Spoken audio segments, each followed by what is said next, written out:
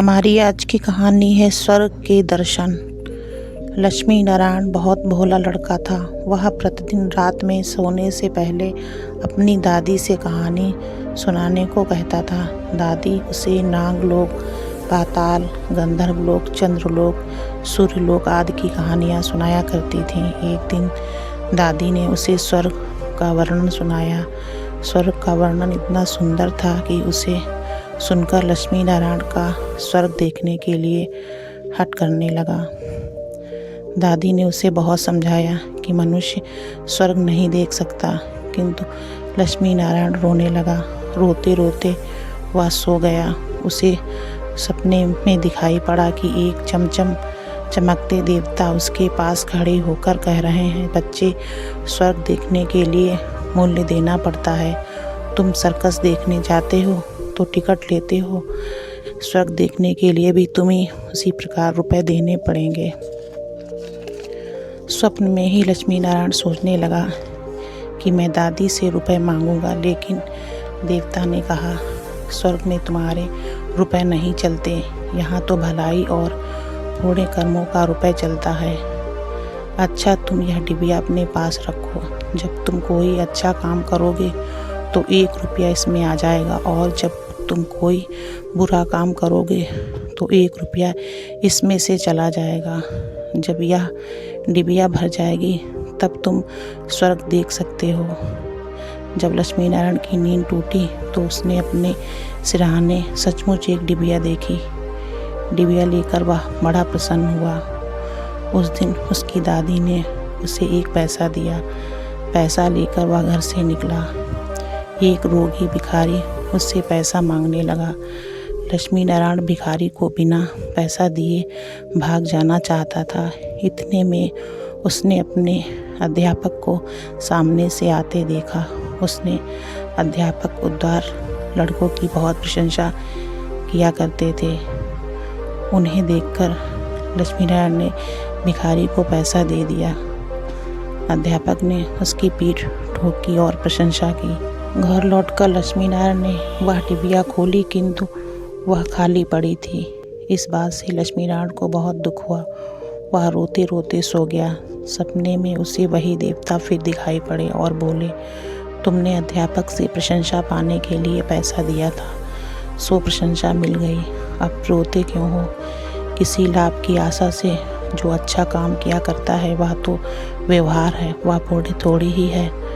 दूसरे दिन लक्ष्मी नारायण को उसकी दादी ने 2 आने पैसे दिए। पैसे लेकर उसने बाजार जाकर 2 संतरे खरीदे। उसका साथी मोतीलाल बीमार था। बाजार से लौटते समय वह अपने मित्र को देखने उसके घर चला गया। मोतीलाल को देखने उसके घर वैद्य आए हुए थे। वैद्य जी ने दवा लेकर मोतीलाल की माता से कहा, इसे आज संतरे का रस देना।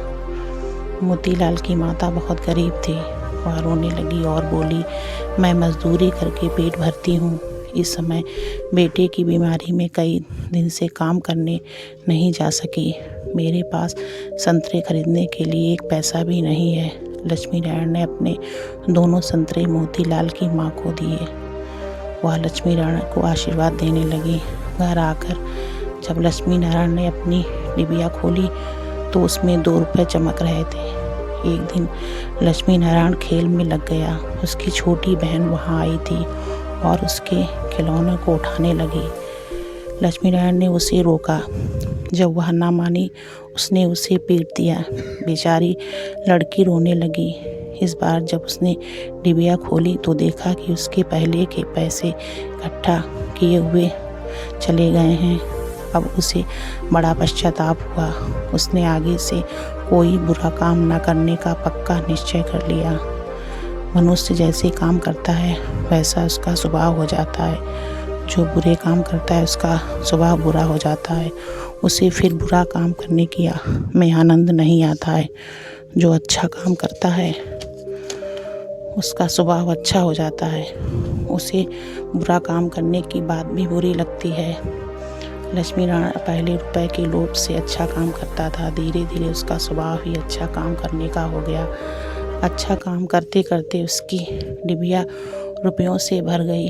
स्वर्ग देखने की आशा से प्रसन्न होता उस डिबिया को लेकर वह अपने बगीचे में पहुंचा। लक्ष्मी नारायण ने देखा कि बगीचे में पेड़ के नीचे बैठा हुआ एक बूढ़ा साधु रो रहा है। वह दौड़ता हुआ साधु के पास गया और बोला, बाबा आप क्यों रो रहे हो? साधु बोला, बेटा जैसी डिबिया तुम्हारे हाथ में है वैसी ही डिबिया मेरे पास थी। बहुत दिन परिश्रम करके मैंने उसे रुपयों से भरा था।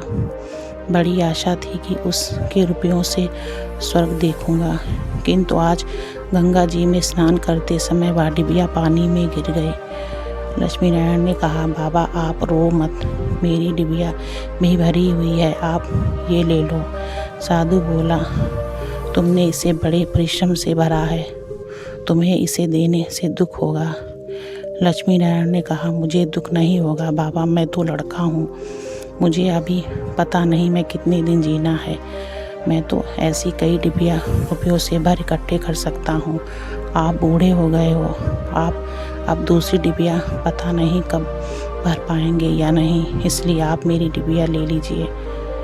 साधु ने डिबिया लेकर लक्ष्मी नारायण के नेत्रों पर हाथ फेर दिया।